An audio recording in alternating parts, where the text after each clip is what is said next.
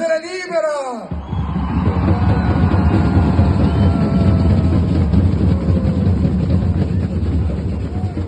E noi, anno dopo anno, esaltiamo la forza della nostra mugnaia, ne riviviamo lo spirito, la capacità di affrontare quel tiranno che ancora oggi minaccia la vita di troppe donne, privandole della stima, della fiducia e della sicurezza. Sosteniamo queste donne celebrandone la forza e il valore.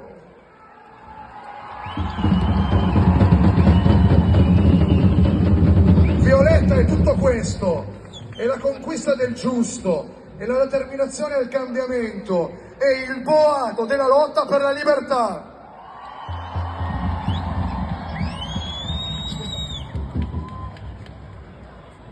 Perché la ribellione di una donna è un grido di giustizia nella ferma consapevolezza che la donna non deve lottare perché è in pace, non deve ricercare la forza perché è bella anche se delicata, non deve perseguire la libertà perché una donna nasce libera.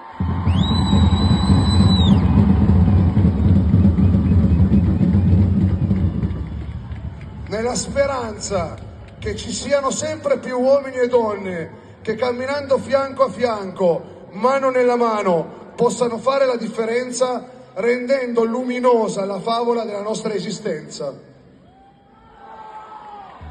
Con un filo di follia, in un sogno delicato, è giunto il tempo di presentarci all'eroina dello storico Carnevale di Ivrea!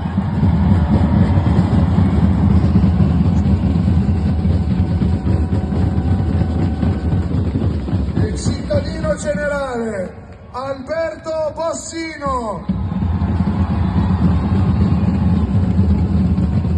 nominato capo della festa, affiancato dal brillante Stato Maggiore, avrà l'onore di percorrere le storiche vie cittadine al braccio della nostra indiscussa eroina, protetta dalla sua fedele scorta.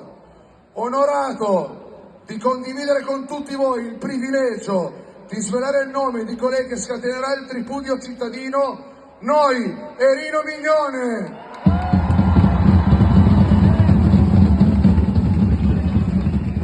Sostituto del Gran Cancelliere, designato dal decano dei notai e polediesi Pierluigi Cignetti, proclamiamo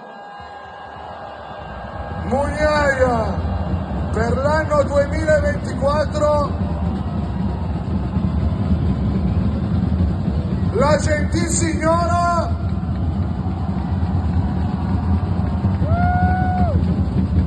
Martina Arnoletti Ciampi.